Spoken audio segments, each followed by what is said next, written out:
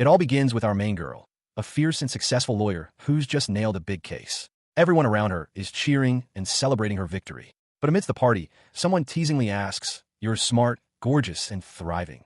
Why are you still single?" She just smiles, but deep down she thinks, "I keep myself this busy so I don't have to think about him." The scene shifts when she sees a news bulletin. A famous animation director has passed away. This hits her unexpectedly hard. In tribute, a special exhibition is organized titled Only Yesterday, filled with nostalgic pieces labeled sunny days, cloudy days, and rainy days. Seeing these words triggers something deep in her heart, and she rushes to the exhibit. While exploring, she comes across something she never thought she'd see again, her lost childhood diary. Her world stops. Just as she reaches out to take it, a staff member gently tells her, "Please don't touch anything." She tries to explain, but "This belongs to me." The staff says he'll contact the person who submitted it. She's stunned and emotionally pulled back into the past. That diary isn't just filled with memories. It's tied to the one person she never could forget. Flashback to 1998. Our girl is on the phone with her dad, eagerly asking when he's coming home. He promises to return soon and bring her favorite frog pattern raincoat. But then, tragedy strikes. A malfunction at the factory he worked at leads to his sudden death. Her mom is left shattered. In desperation, her mom takes her to the factory owner's home seeking justice. But instead, they're humiliated and turned away. In the middle of that bitter scene, a small moment of warmth happens. A young boy, quiet and kind, approaches her and takes her play. He makes her a flower crown, pretending they're getting married like kids do. That moment, it stays with her forever. But before that warmth can blossom, other kids show up and start bullying him. She fiercely defends him, kicking the boys away. Sadly, her mom sees this and lashes out, dragging her away and warning her not to mingle with that boy.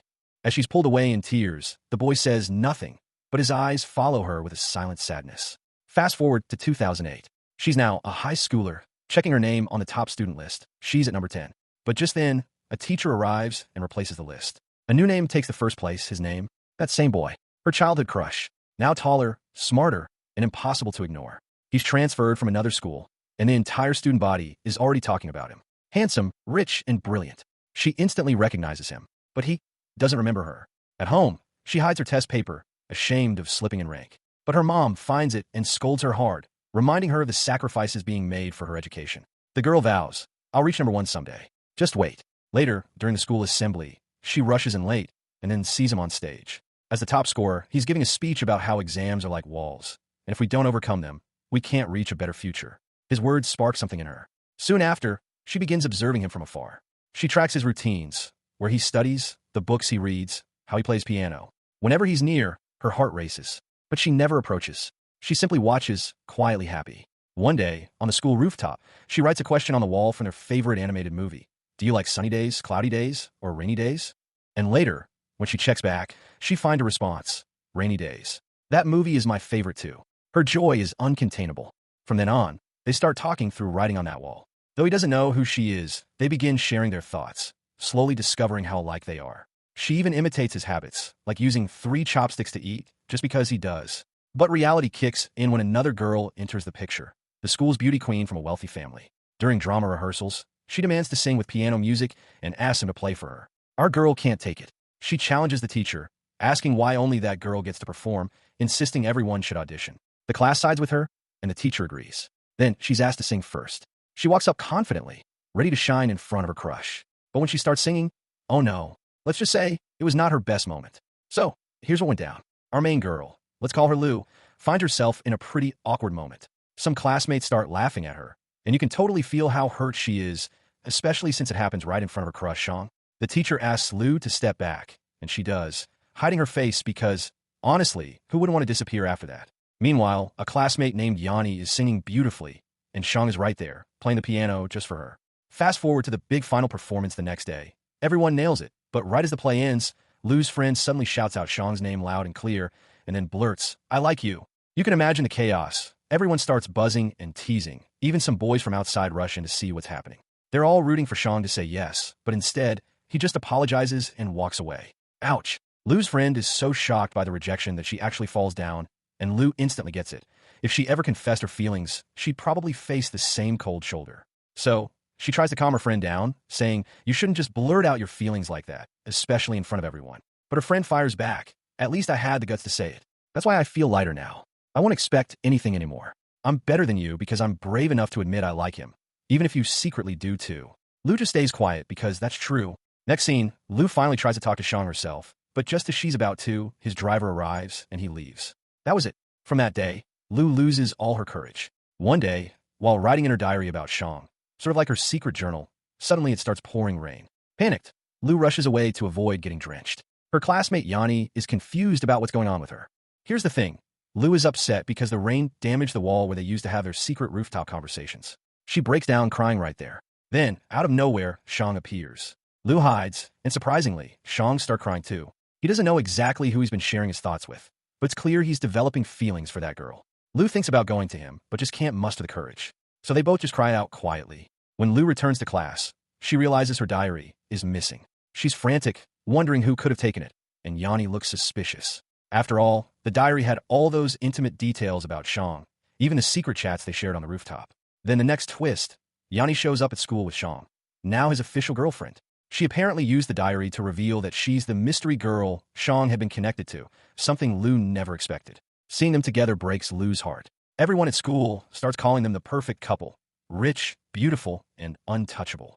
Lu is devastated. She spends days in shock, but finally decides to let go of Shang for good. She throws herself into her studies, determined to be the top student, pushing away all thoughts of him. And guess what? She actually nails it.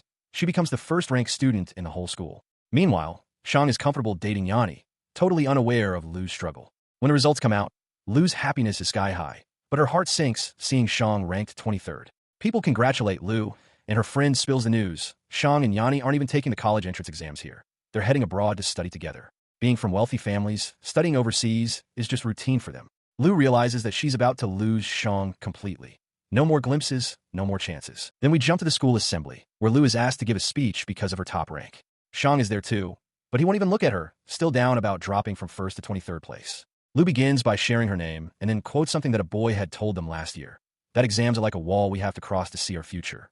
She says she kept that in mind and now stands before them, hoping they all will give their best for the college entrance exams. The whole school promises to work hard, but Shang remains silent, only hearing her name as the girl who topped the exams. In the next scene, Lu goes up to the rooftop once again, overwhelmed by memories of Shang. She writes a message on the wall, a heartfelt confession that no one else knows she likes him, and breaks down crying, whispering how she can't believe they're probably already far away abroad together. It feels like she's lost him forever. Finally, we jump to the year 2012.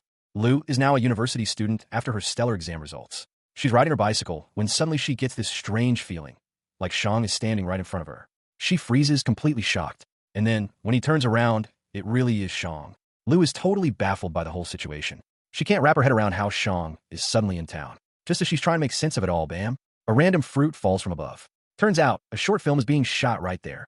The director notices Lu and immediately thinks she's perfect for a role.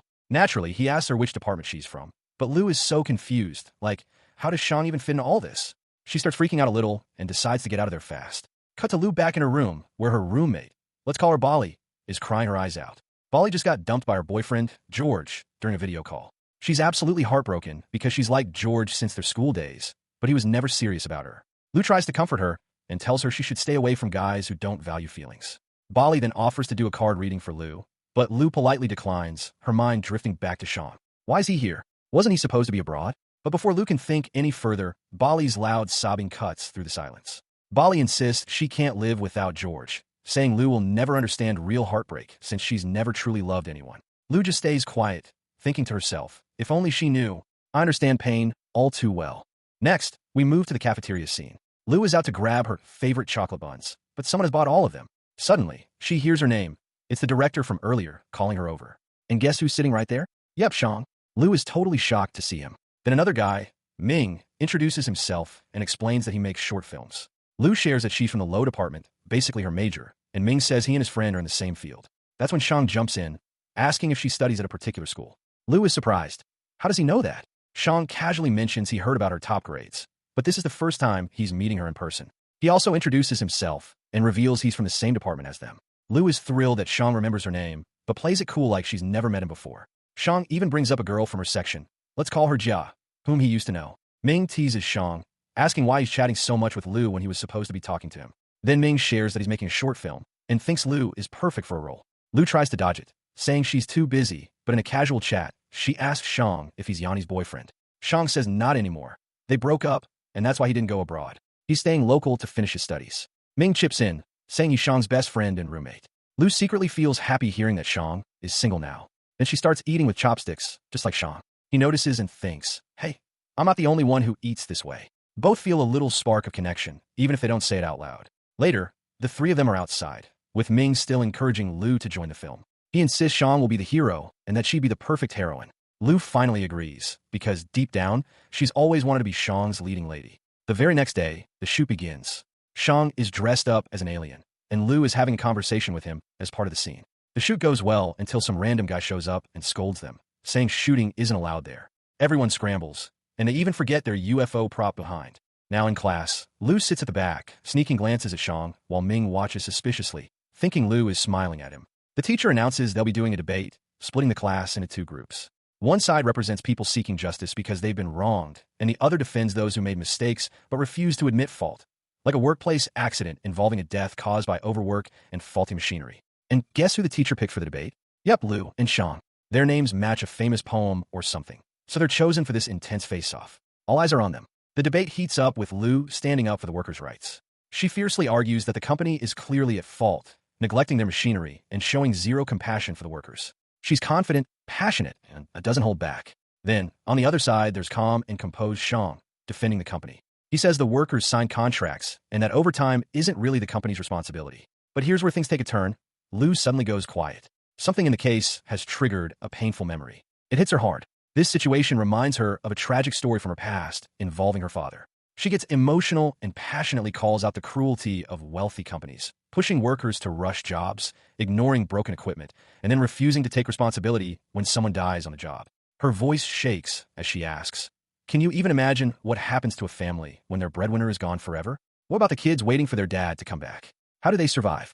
The room is stunned. Even Shang, who had been defending the company, is speechless, just staring at Lu. Eventually, Shang quietly admits, okay, maybe the company did mess up. And then, unexpectedly, Shang starts clapping for her. One by one, the whole class joins in, cheering for her powerful words. So yeah, Lu totally wins that debate, hands down. Fast forward to the next scene. Lu is working a part-time job at a noodle shop. But the moment Shang shows up, Lu ducks behind the counter, trying to hide. Still, curiosity gets the better of her, and she peeks out, asking why he's there. Shang casually says he just dropped by, but in truth, he already knew she worked there. He came specifically to see her. Looks like Shang's starting to take a real interest in her. He orders a bunch of noodles and digs in, but keeps sneaking glances at Lu. Time flies, and he keeps ordering more and more. Finally, Lu tells him straight up, look, if you're doing all this just to help me, don't bother. I don't get a cut of these sales, so don't wear yourself out. Shang pauses, then smiles, because yeah, he really was trying to support her. After they close up the shop together, Lu trails behind him, just like she always used to do back in school. Shang playfully turns around, pretending to scare her. Why are you always following me around? He asks with a teasing grin. Inside, Lu's heart whispers, honestly, I just like quietly watching you. But she doesn't say it out loud. Not yet. Then Shang looks at her seriously. The owner here makes you work late, but pays you barely anything. Lu sighs. That's how part-time jobs usually are. Just enough to get by. Suddenly, Lu gets a call. It's her friend in trouble at a club. They rush over, only to find a fight in full swing. Some girl is yelling because her expensive dress got ruined, demanding compensation. Shang tries to calm things down, offering to pay. But then he jokes it's a fake brand because of a tiny spelling error, so he'll only pay a little. That just makes the other girl angrier, and the fight escalates. Chaos breaks out, and they all scatter, splitting up on purpose to lose whoever's chasing them. Eventually, Lu and Shang end up hiding together, a clever little escape from trouble. They finally breathe a sigh of relief, and as rain starts pouring, they sit down to chat. Shang opens up about his favorite animated movie, this really sweet, nostalgic film about memories, and asks if she likes it too. Lu's a big fan, but keeps quiet for a moment. Shang shares a little secret. Back in school, he used to secretly chat on the rooftop with a girl who loved the same movie. He even wrote down a line from it for her. He thought Yanni was the one, but turns out she wasn't. So they broke up. Lu listens quietly, and when Shang goes off to find a taxi, she wonders quietly to herself if fate is bringing them together. Could she actually become an important part of his life? The next day, radio's talking about crazy storms rolling in, with heavy rain and possible typhoons headed their way. Looks like the drama is about to get even more intense. Alright, so here's what happened next. The school had shut down all activities, and the students were told to stay inside their dorms for safety. Our girl, Lu, was chilling in her dorm when she suddenly got a message from Shang, asking if she was outside. Quick on her feet, Lu fibbed and said she was standing outside the teacher's building. Shang told her to wait for him there, and that was the cue for Lu to quickly change and get ready. She rushed out and slipped into the building just as everyone else was heading back. Then she made her way down to the bottom of the building, and guess what? She tossed an umbrella into the trash can and waited for Shang. People around were curious, and even one person pulled the umbrella out, asking if they could use it since she wasn't. Lou gave a casual nod, and the umbrella disappeared with that person. Time ticked on, and Lou started to get a little anxious. Maybe Shang wasn't going to show up, but just when she was about to give up hope, there he was. And he didn't come empty-handed. He brought her a frog-themed raincoat. Now, this raincoat wasn't just any raincoat. It was the exact same kind that Lou had once asked her dad for. Sadly, her dad never came back. So, you can imagine how emotional she got. Wearing that raincoat, she walked away with Shang, visibly happy. Next, we see the whole group heading somewhere together. Turns out, they were filming a project, and all seemed to be in great spirits. They started recording each other and asking a fun question. If the world was ending tomorrow, what would be your last wish? The answers were priceless. Some wanted to be the best actor, others dreamed of becoming a top basketball player, and one girl wished to meet her true love. Then came the funniest. A guy wanted to lose weight before he died. When it was Lou's turn, she said she wanted to be brave enough to speak her heart. And Shang's wish? To always stay close to all his friends. Honestly, if someone asked you this question, what would your answer be? Drop it in the comments. I'd love to hear. That night, they celebrated with fireworks and had a blast. After the shoot wrapped, everyone was heading home, and Lou fell asleep on the bus. Shang, being the gentleman, gently rested his hand near her head to make sure she was comfortable. When she woke up seeing him beside her, she smiled brightly. Shang apologized for waking her, and she teased him by asking which kind of day he liked best, sunny, cloudy, or rainy. Naturally, he said rainy, which made Lou realize she'd found her special terrace girl. Shang was over the moon and said, "Finally, I found you." They held hands. Yep, officially a couple now. Days flew by, and Lou shared how it's been a whole month since they started dating, but it still feels like just yesterday. She talked about how the good times seem to pass so fast. They're super happy together, spending lots of time laughing in class, and even going back to the dorm together. Shang even started a part-time job at the same place as Lou to support her, which was sweet. Then came a bittersweet moment. Lou had to go back home to visit her mom for her dad's death anniversary. Shang came to see her off at the station, and then surprisingly hopped on the train with her. He told her he couldn't bear even a day apart because he's scared of losing her. So, Lou promised they'd always stay close. Back at her hometown, Lou's mom was thrilled to see her. Then Lou started praying for her dad and catching up with her aunt, who dropped some hopeful news. Their long-running case might finally be resolved. Turns out, it was about Lou's mom suing the company of Shang's dad after Lou's dad passed away. Lou got worried. What if Shang finds out who she really is? How would that change things? Next, Shang called Lou outside their old school, surprising her by showing up in their school uniform. Lou laughed and asked why he was dressed like that. Shang said he wanted to relive old memories, and even brought a uniform for her. Both happily changed and sneaked into their old classroom. Of course, the teacher caught them and teased Shang about wanting to study again, which made the whole class laugh. Lou told Shang to sit beside her, and the teacher let them stay for a bit. Later, they played piano together, something Lou had always dreamed of. Afterward, they went to their terrace hangout spot, played around, and talked about everything on that special wall where they used to share their thoughts. As they lay down quietly, Shang thanked Lou, saying ever since she came into his life, he's changed completely. He's happier and no longer worries about the future because she's there. And that's where this part ends, with a warm, hopeful vibe for what's to come. So, in this part, we see our girl promising to always be happy together with her guy, no matter what the future holds. She tells him something really heartfelt, that no matter what happens ahead, he should never forget how genuine her feelings for him have always been. Basically, she's saying she truly, deeply cares about him from the bottom of her heart. And of course, he just smiles and kisses her. She kisses him back, and they just lie there for a long time, soaking in that peaceful, perfect moment. Honestly, such a beautiful, calming vibe between them. Cut to the next scene. Now Lou's going through some old stuff, and there's a photo of Shang that catches her eye.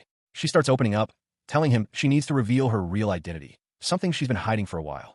She worries he might get upset that she kept the secret about who her father is, but says it's important he hears the truth directly from her, not from anyone else. Then she texts him, asking to meet at the station the next day because she has something really important to share. And just like that, they plan to head back to university together. But here's where things get tricky. The next day, she boards a train on time, but Shang doesn't show up. No calls answered, no messages. She waits and waits.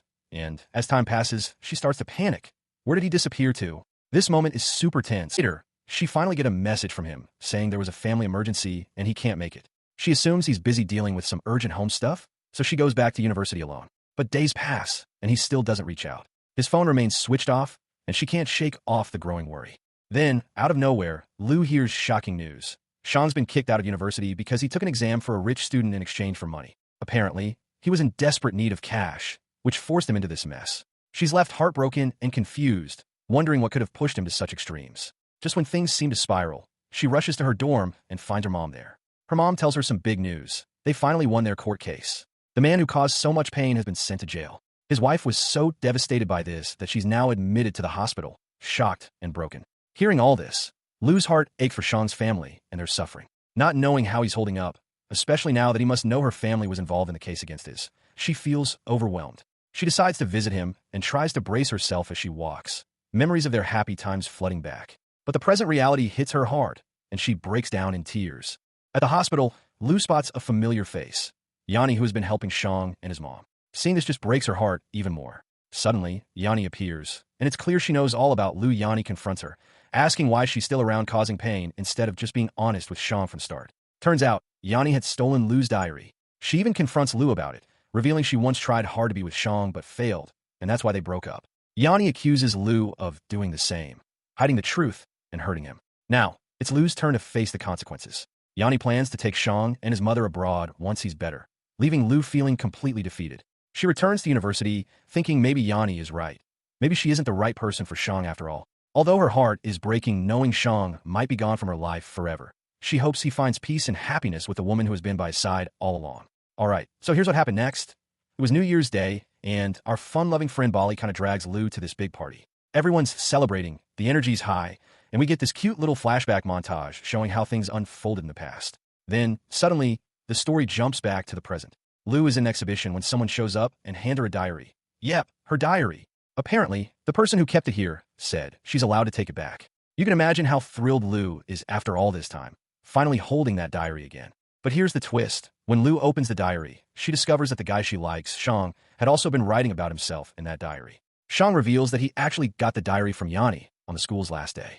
Yanni cleared up the big misunderstanding, telling Shang that Lu isn't the scary girl everyone thought she was. In fact, the diary was their secret way of communicating. So Shang explains that through the diary, he realized how long Lu had liked him, and that's why he decided to stick around to get to know her better. He even enrolled in her university on purpose and planned their encounters, like that random meeting in the canteen and then showing up at her workplace. All carefully staged because he wanted to be close to her. How sweet is that? But then, life threw him a curveball. After his dad ended up in jail, everything fell apart. He got buried in debt, no money left, and even family members refused to help. His mom's health was deteriorating, and he couldn't afford her treatment. He struggled hard, took on odd jobs, and even wrote messages to Lu saying he missed her, but erased them before sending because he felt hopeless. Shang felt terrible about the mess his family's mistakes caused, especially how Lu's family got hurt because of his dad. He didn't think he could give her the life she deserved, so he distanced himself and even sent Yanni abroad, while he stayed behind, fighting his battles alone. Still, the diary gave him hope. He watched Lu from afar, cheered silently for her success, and even brought a birthday cake once, though he never had the courage to meet her face to face. His plan was to become successful before returning to her, but his small businesses kept failing. Eventually, he lost hope and decided to disappear from her life forever. Reading all this, Lu breaks down in tears because she'd feared he'd hate her for her family's past. But that's not the case at all. He still likes her and never left the country like she thought.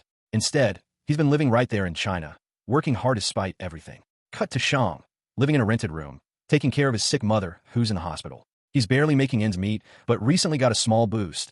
A short film shot at the university where Lu appears got aired on TV. Watching her on screen brings a smile to his face, even though all he really lives for now are memories of her. Then the story switches back to Lu, waiting anxiously for someone. And guess who? Shang. Lu had invited him. Seeing him after all these years, they both get emotional, tears flowing without even saying a word. It's a heartfelt reunion full of unspoken feelings and relief. Lu then asks the same question she once asked before. Sunny days, cloudy days, or rainy days? What do you like best? Shang's answer? I like you. Boom. The moment hits hard. Lu, overwhelmed, hugs him tight. She wants to know why he waited so long to come back when he was right there in China all along. Shang apologizes, and they share how much they missed each other. Shang admits he feels like he has nothing to offer, but Lu reassures him. What matters to her is exactly who he is, not his wealth or status. She just wants to by her side. Hearing this, Shang lights up, realizing she still loves him just as before. Together, they leave happily, ready to start a new chapter. And that's the beautiful, emotional ending to this story, full of hope, forgiveness, and love that stood the test of time.